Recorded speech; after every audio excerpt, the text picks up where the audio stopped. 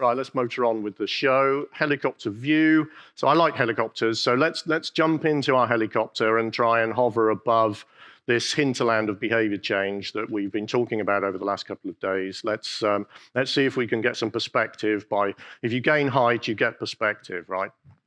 I'm talking of the Eiger and the Matterhorn. Samir didn't look very impressed when I mentioned those mountains, because Samir's idea of a big mountain is Mount Everest and the Himalayas that he knows well. So yeah, helicopter view. Let's go into the past, have a look at all of the the different behavior change sort of ways of changing behavior in history.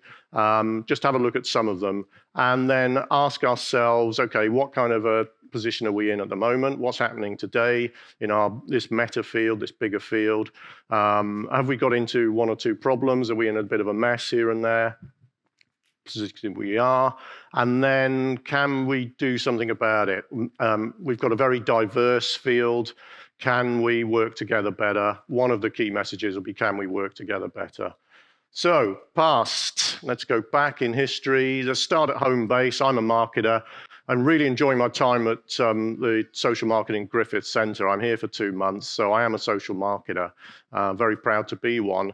Marketing, we go back a long way. This is actually a 19th century painting that you can see in front of you, but it's depicting something in Cairo in the Middle East 4,000 years ago. So that's 6,000. You want evidence base, ladies and gentlemen. That's 6,000 years of evidence base right there that marketing works. Coming closer to home, anyone know who that is? Who are the Greek scholars here?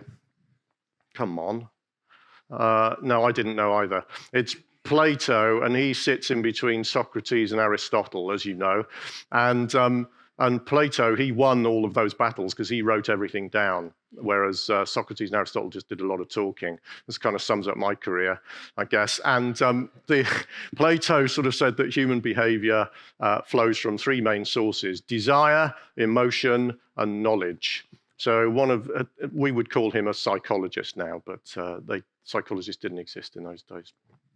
Anyway, all that touchy-feely stuff didn't have much truck with these people, the Vikings. And much of history actually is dominated by, you want to talk about behavior change, it was usually done by violence, you know, for the last 3,000 years. So unfortunately, these hairy monsters from Scandinavia came and invaded my country quite outrageously in the 8th century. So Scandinavians in the audience, Timo and Ville in particular, hang your heads in shame.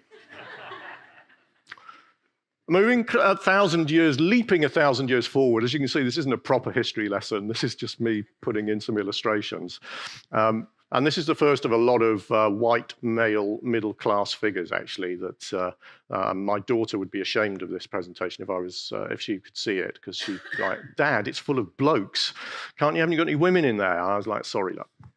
So this is John Snow, who you might know. Any public health professionals in the audience today? You will know John Snow as arguably the father of epidemiology, but also the father of public health. He's regarded, and I don't know if you know the story, he discovered that cholera was waterborne. And the reason he did that is he just thought, hang on a minute, people are dying in London everywhere from cholera, and people think it's being transmitted through the air or from person to person, but maybe it's going through the water. And he removed the pump handle on Broadwick Street in the centre of Soho in London. And people started the survival rates of cholera around that water pump shot up. He discovered that cholera was waterborne. And the guy's changed history. Now that's the first incidence of changing the environment shapes your health outcomes. Change something in the environment. Don't rely on the individual, change the environment. So he is quite rightly regarded as a sort of public health saintly figure, John Snow. And if you go to the pub, you can see the pub there, go to that pub and buy yourself a pint of London Pride in that pub, and then raise a glass to John Snow. 5 years later, you've got this guy you may not recognize, John Stuart Mill. You'll have heard of the principle of the greatest happiness of the greatest number, so-called utilitarianism. Yeah, talking of dictionaries and needing dictionaries, there you go, swallow utilitarianism, the greatest happiness of the greatest number. He wrote on liberty, so he was a great libertarian, John Stuart Mill. But he also made some links between behavior change and politics and said, as you can see there, the only purpose for which power can be rightfully exercised over any member of a civilized community against his will is to prevent harm to others. So he's talking about political power. He's talking about politics influencing society. Leaping forward, propaganda. Anyone know? Mo, you can see his name there. I was about to ask if you knew, but I've given it away. His name's on the slide. So that's, as you can see, is Edward Bernays. He was the nephew of Sigmund Freud, and was steeped in psychology, but was a master of propaganda, or persuasion, as it was known in those days. In those days, propaganda was not the dirty word that it is today. So it's worth reading his book, which is called Propaganda. It exposes the tricks of the trade. And how important is that in the era of Donald Trump, to understand the propaganda techniques, and you can spot them. And that is very, very helpful. It raises your awakening about what's going on, what they are doing to us. Propaganda, the executive arm of the invisible government. It's important any effort to influence or affect the American public that is not in the public interest be killed by the light of pitiless publicity and analysis. That was nearly 100 years ago. Does that resonate with us at the moment? And then you've got this guy. Anyone know who the... Oh, okay, get in.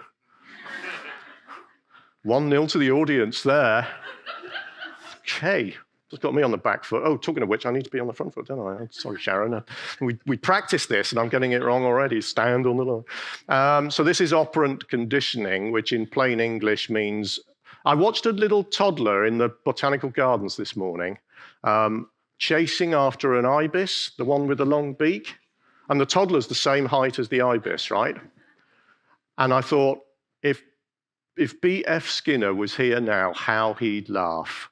Because the ibis turned round, and this big long, and the toddler went, and went back, back to his mum. And I thought, yep, you're doing operant conditioning there, young man. And of course, what he was doing was he was behaving. He was learning about the outcome. He was doing a feedback loop. He's getting, oh, the ibis, scared. I'm not going to do that again. So he learns and he changes his behavior. And that is what B.F. Skinner was famous for. Behavioral analysis. He invented behavioral analysis, B.F. Skinner. And then we come to a hero of mine and Linda's, Urie Bronfenbrenner, who I'm convinced he was a child psychologist, but Linda and I can argue about that later. In 1979, came up with the ecological systems theory. I'm not going to talk about systems theories because Linda is.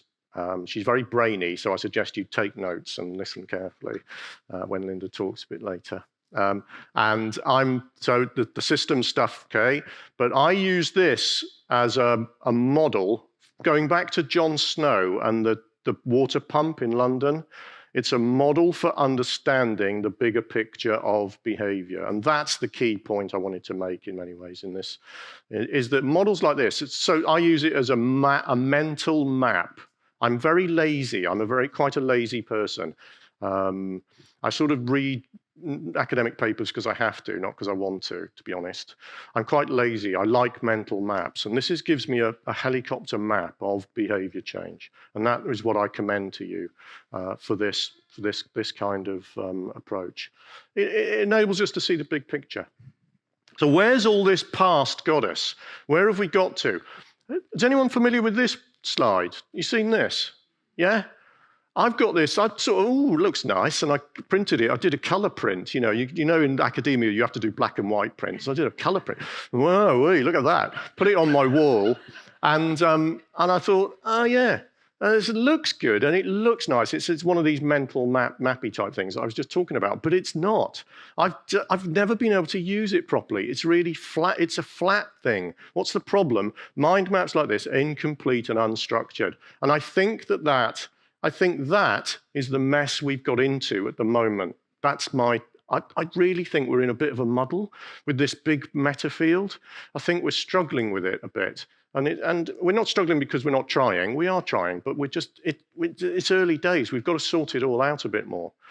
So that's the problem. And that's why I like things like the social ecology model.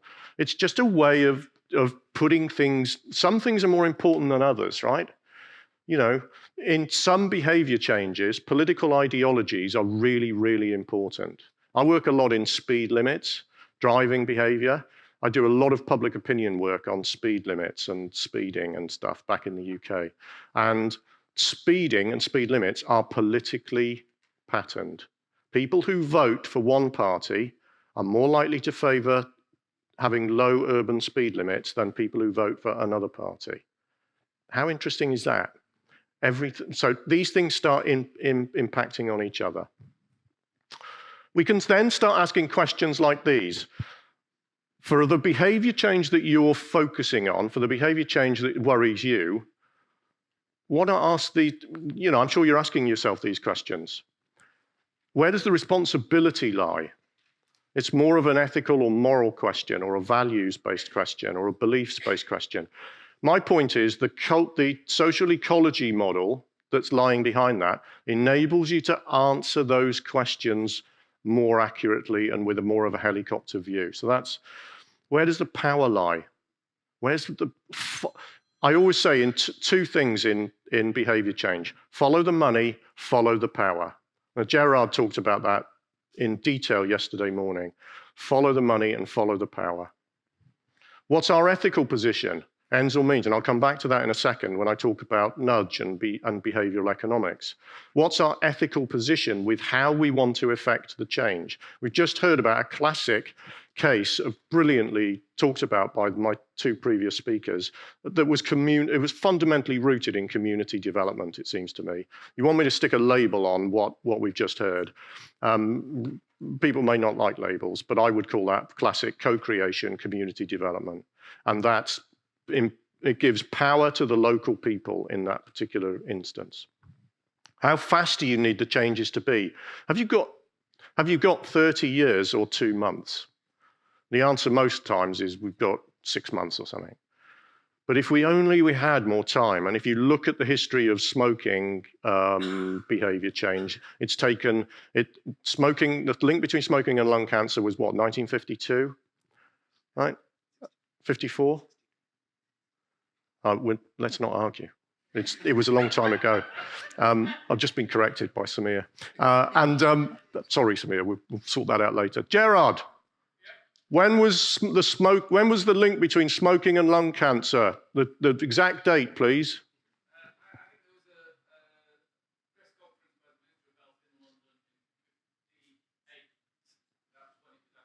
That's a beer I owe Samir then. Damn. Okay, well, okay, all good. There's a little bit of wiggle room. Okay, it was a long time ago. So we only just got the ban in smoking in public places. 60, 70 years worth of change. If you want to change a culture, a big culture, my big thing is car dominance and the way in which and I've got a car, I drive, and that's fine. But are we too dominated by the cars in our lives and so on and on? Can we start to shift those cultures? We're addicted to our cars. Can we do something about that? That's not easy. That's going to take a while. So I'm not expecting anytime soon that's going to shift. Whereas if you've got, and many of you in this room will have 6-month kind of deadlines and things, and this is the real world, right? So I do get that, and it's not easy. Do you want one-off or habitual changes? Most of the changes that we are interested in this room are habit changes, permanent changes, not one-off changes. What's your return on investment of your behavior change dollar? So if you spend $10, do you need $30 back? for your. So you can ask, my point is, you can ask these questions in the light of that ecology model, and you can ask them with a bit more of a helicopter view and a wider perspective. If we don't have that helicopter view, that perspective of lots of different ways of changing behavior, not just one, we are in danger of being exploited by people who want to sell us their particular version. So there's two dominant players certainly in the UK space at the moment, that I see, and internationally, and they're very powerful and they do a lot of good work, and I'm not here to criticize other ways of changing behavior. But one of them is it's dominated by UCL, University College London, and it's the behavior change taxonomy that many of you, can I just have a show of hands? Who's come across this? Okay, probably 50 to 60% perhaps have come across this, and many of you may use this, and it's to say that it obviously is good work. It's very scholarly, led by Susan Mickey, and Susan is a world-leading behavior change psychologist. Fine. So what's the problem? There's an app. You can get an app to work out which behavior change technique to use to solve a particular problem. You can get an app. Does that work? Does that work so that you just press a button and your behavior change solution comes out of the app? I'm just inviting, I'm not inviting anything from you on that, right? I'm being pretty careful here. I'm just saying I just don't quite get that. The world's just too damn complicated. That's my problem. And if you can get an app, the app might say something like, provide social support. In this instance, so you get a particular behavior change problem, provide social support over here. Right, hang on. So social support is defined by what? I mean, social support takes on 1,000 different internal meanings. So where's you want to go all sciencey on me, right? Where's the internal validity of what the construct, to use this academic language, of social support? What does it mean? I struggle with that. I also struggle with outside context. I bet there are 1,000 different contexts sitting in this room. There's 100+ of us in the room. Each of us will have 10 different contexts so there's 1,000. How do we make sense of that?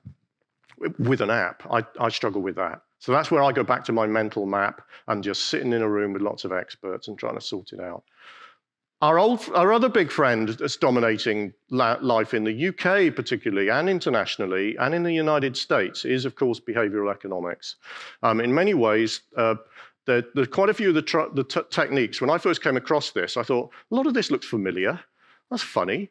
I've come across that. In fact, I'm a direct marketer of old, commercial direct marketer. We used to use opt-out. Opt-out technique, which is one of the behavioral economic techniques, goes back to 1880 and was used by Sears Roebuck in mail order catalogues. Opt-out. And then suddenly the behavioral economists have said, hey, opt-out, this bright, shiny new thing. Well, no. What's ironic is we marketers have been out-marketed by a bunch of economists. I can't believe it. But, so yeah, my wife's an economist, so I was like, oh, this is just terrible. So behavioral economics. What are my problems with it? Apart from what I've just said, which is just bitter loser stuff from a marketer. That's one of the problems, right? Other ways of changing behavior are not talked about. When the behavioral economist is standing in front of you and they're saying, oh, I've got a solution for you, this is your solution, and then you walk off, you think, hang on a minute, other ways of changing behavior are not talked about. What about the Vikings? What about the Vikings? They exploit, there are some suppliers that, and I do say this with a bit more strength, the UCL stuff I really tiptoe carefully around, it's really good work. But the behavior change, some of the behavioral economics suppliers I've seen this happen in government departments, they are exploiting ignorance. And they're doing it by selling under the guise of independent advice. So the government department goes to this particular supplier and says, can you please advise me on behavior change, the Vikings, the meta field? Can you please advise me? And the answer, guess what the answer is? Oh, the answer is nudge. The answer is behavioral economics. Well, no. That's one answer. And that's my point about the helicopter view. What about social marketing? Are we guilty of this? Possibly. We fit into a bigger behavior change picture. Social marketing is one, I'm a believer, powerful management process, proven, 6,000 years of evidence base. That's quite good. So we've got a proven track record for shaping and sometimes changing behavior. But I would certainly, if someone comes to me and says, Alan, do you think I should use social marketing? I'd say maybe, let's have a look. And I would give them, I'm a neutral broker. Well, I'm able to be, I'm an academic, right? But I would be a neutral broker in that instance. So another problem we've got at the moment, before we move on to the future, and I move to I'm not doing too badly, actually. That makes a change, Alan, well done. We've got stuck in an intervention mentality. I'm concerned about us.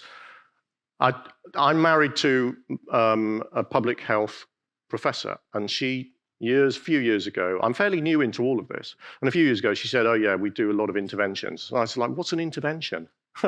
So I didn't know, it's language, and it's very public healthy, and sort of, and now I know what an intervention is. It's sort of stuff we sort of package into a project that's got a start and an end. And a lot of interventions tend to be aimed at individuals. So this business about wider structures, wider policies, the bigger picture that we've been hearing about from different speakers yesterday and this morning gets lost when you pile into this very specific intervention mentality. We need the intervening thing, we need to do something, and then we'll do something to people, and then I'm struggling with that. Penny yesterday was articulating some of that kind of thing about, well, it's just not that, as we know, it's not that easy, is it? It's one of the start points of all this is behavior change is bloody hard. It really is. So wider policy structures, we need a sort of multitude of stuff. And those we sometimes get subsumed. We don't realize, or we just ignore, or we forget that these things, the wider picture, get subsumed by vested interests. It is outrageous to me that the UK government is being basically funded and continually lobbied by big business that Gerard talked about yesterday. I just can't believe that is allowed to exist. It is clearly corruption, and yet it goes on as an everyday practice in the UK. I just can't believe it. I just wake up every morning and think, why? That's unbelievable. So we should put business in a box, and we should have business is great. Business is great. Big business, more of a problem. Business is fantastic, but let's put business in a box and a bigger box outside it called society and people. I just don't get why we don't do that. I'm very naive about these things. Vested interests affect evidence and the way in which evidence is created. So you've got in this is an ideal, this is how evidence, if you're an academic working in something like public health, this is how evidence should work. This is the ideal. So the top of the tree would be a systematic review, then a large randomized controlled trial. This is how the medical literature builds up. This is how a lot of the scientific literature does sort of build up. An expert opinion, you can see, is right at the bottom there, and it depends which expert you ask, right? So, if I wanted to understand a lot about tobacco and how it's shaped behavior, I'd go and ask Gerard, who's been working in it for 20 or 30 years. That's fine. So expert opinion on its own does not have much weight in academia. So okay, fine. But in the political world, what's the hierarchy of evidence look like? That's what it looks like. Expert advice is right at the top, and you've got think tanks. If the Minister for Road Safety, who I've listened to and tried to, if the Minister for Road Safety wants some news about the public opinion on speeding, then he might, and he has done occasionally, sort of say, oh, and Bristol Business School came up with this, and maybe that's fine, maybe whatever. But quite often that minister might go to a think tank, a politically motivated think tank, offering him, it is a him in this instance, so-called expert advice. Now that's been studied, that is where they tend to go. Do they go to research evidence? There? No, they don't. And this is, as you know this, ladies and gentlemen, I don't see any shocked looks amongst the academics in the audience. We know this. We've got to get hold of this. And if that means we've just got to start by understanding this. This is how politicians do business. This is the real world of political business making. It's about spotting policy gaps, and they have problems that they need to solve. And it's no good us just banging on about evidence without understanding the reality of their lives, which to a large extent is driven by that triangle there. Okay, the future.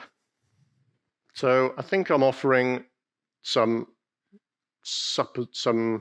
propositions, some observations, or some hopes. My first hope is, get yourselves organized down there. Does anyone know which film or what cultural reference this is? Yeah. Yes, 2-0 to the audience. Good. Yes, you're right. And my daughter and son were very small when, daughter absolutely loved Wallace and Gromit. So I grew up with Wallace and Gromit, Harry Potter and Lord of the Rings. I must have watched them all about 1,000 times. And yeah, get yourselves organized was when Wallace sort of said to the sheep, sort yourselves out, because they were a bit of a mess. So, I mean, that's not me saying, this is me talking to myself. It's Alan, get your act together. The social ecology model, that model that I mentioned earlier, helps me when I wake up and I'm a bit confused, which as I get older happens increasingly often. I go back to the mental model and I ask myself, where am I located in that? Where's the problem located? Where's my speed limit problem located? How can I start to solve that speeding problem? All right, I locate it in that ecological model.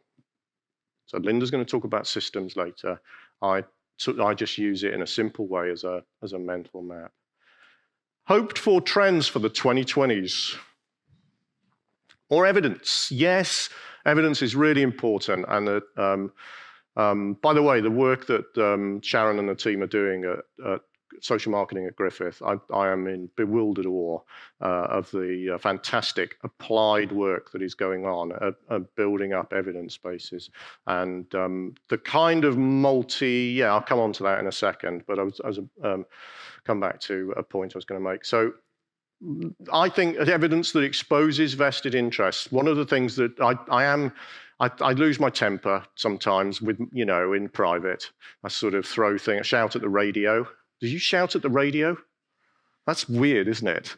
What's that about? So, and when I'm shouting at the radio, that's when I'm getting angry about vested interests. Yes, I'm looking at you, the Institute of Economic Affairs. Who's funding you? Who is funding you? And they will never say. But they come out with a load of utter garbage and it's on the radio. And the BBC lets these people just spout this stuff as if it's and it's not. Who's funding you? Follow the money, follow the power. I'd hope that and this is again is a call to myself, more professionalism. Now, if somebody comes up to you and they say the answer's nudge, now what was your question? The answer's always nudge, then the chances are you're being sold to by vested interests. Do you go to an ad agency when you want general marketing advice? Do you go to an ad agency and they say, hey, the answer's an advert? Well, they would say that, wouldn't they? They're an ad agency. So don't ask people with appropriate commercial interests. That's not inappropriate. That's an appropriate commercial interest, but we shouldn't be asking them for advice. So that we can put things into bigger pictures like this. This is a very unhelpful, unfriendly slide. This is not a good slide, I know. I can only apologize. It's one of these things. I'm trying to do a diagnostic tool for a funder at the moment, a sort of yes, no. It's a hopeless attempt which will be doomed. And I'm not looking forward to the meeting I've got with the funder. I can already see that I've bitten off more than I can chew, right? But so there's real trouble coming up. But so if anyone can help, thank you. That would be very handy. But behavioral economics, which I've circled I shouldn't be looking behind me, you're looking at that and I look at this. So behavioral economics, which I've circled there, is there. It's an appropriate set of tactical tools, maybe. It's not right at the front of that. Linda and I were talking about reading from left to right earlier. You read from left to right. The big stuff's up the front, it's at the left. The little stuff's at the right. We shouldn't be mixing tactics with strategy. David Halpern. And the big one for me, let's work together. This is hard. This is really hard. I'm in a silo. My guess is that most of you are. There's been a lot of PhDs done on silo working, and it's blimmin' hard for us to get out of our silos. Why? Because they're nice and comfortable, right? And so I am in a silo, and that helicopter thing, the helicopter helps you get out of the silo and looking across. For example, marketers can work with the police in road safety. My field, increasingly, that I'm doing a lot of work in now. Marketers can work with the police. The police can put on Twitter things that they do. They can book people for speeding. I know that's not very popular, and when you've been caught. And then they make a right noise about it on Twitter.